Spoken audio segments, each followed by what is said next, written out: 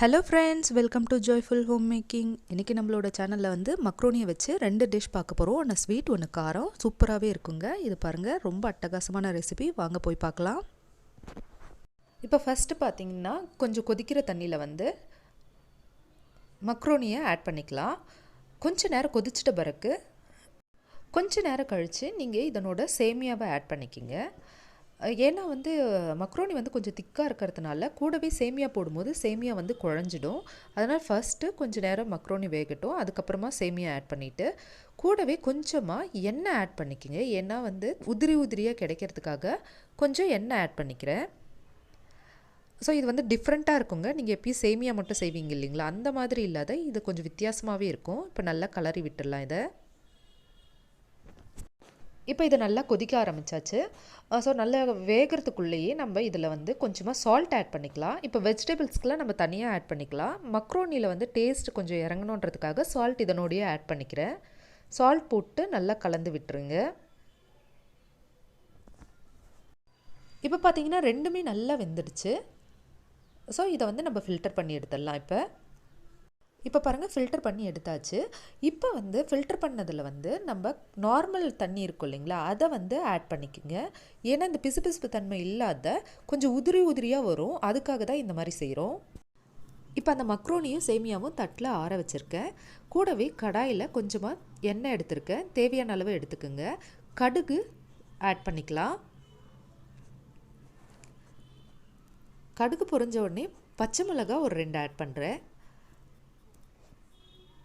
அப்புறம் கொஞ்சமாக onion add பண்ணிக்கலாம். உங்களுக்கு என்னென்ன வெஜிடபிள் தேவையோ எல்லாமே ஆட் பண்ணிக்கலாங்க.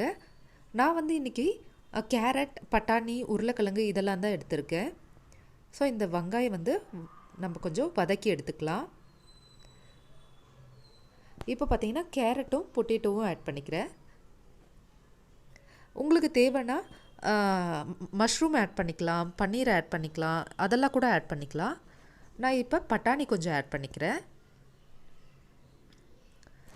ஸோ இந்த மாதிரி செய்யும் போது வெஜிடபிள்ஸும் குழந்தைங்களும் எல்லாருமே எடுக்க ரொம்ப யூஸ்ஃபுல்லாக இருக்கும்.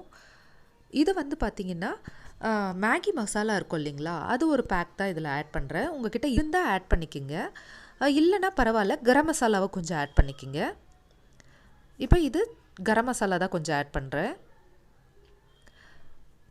தேவையான அளவு காரத்துக்காக காரப்பொடி ஆட் பண்ணியிருக்கேன்.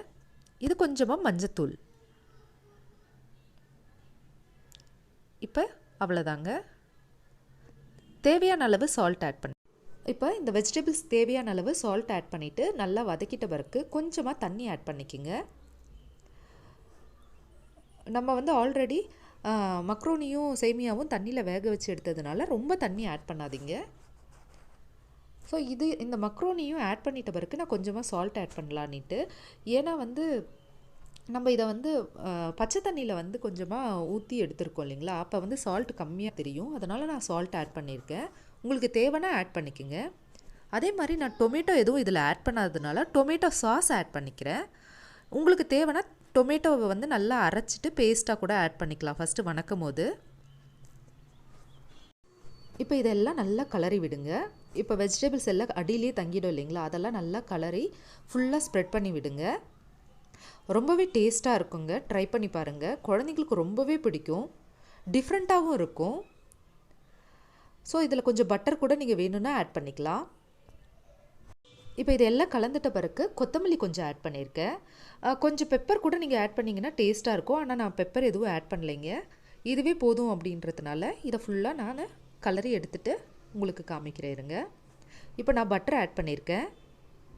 இப்போ பாருங்கள், டிஃப்ரெண்ட்டாக மக்ரோனி சேமியா வச்சு ஒரு டிஷ் தயாராகியாச்சு. ரொம்பவே டேஸ்ட்டாக இருக்கும்.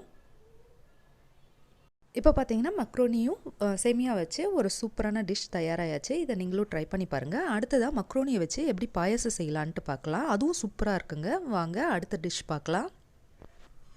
இப்போ மக்ரோனியை வச்சு பாயசம் செய்யலாம் வாங்க. இப்போ பார்த்தீங்கன்னா 3/4 லிட்டர் பால் காஞ்சிட்ட பிறகு நான் மக்ரோனி இதில் ஆட் பண்ணியிருக்கேன். ஒரு கப் அளவுக்கு மக்ரோனி ஆட் பண்ணியிருக்கேங்க. இப்போ மக்ரோனி வந்து நல்லா வேகட்டும். இது கூட வந்து நீங்கள் ஏலக்காய் தூள் ஆட் பண்ணிக்கோங்க. அதே மாதிரி பார்த்தீங்கன்னா இது வந்து ஒரு 3/4 அளவுக்கு வெந்துட்ட பிறகு தான் சர்க்கரை ஆட் பண்ணணும். இதனோட வந்து நீங்கள் எசன்ஸ் கூட ஆட் பண்ணலாங்க. அதாவது வந்து வெண்ணிலா எசன்ஸ் இருக்குது இல்லைங்களா, அதை ஆட் பண்ணிங்கன்னா ஃப்ளேவர் சூப்பராக இருக்கும்.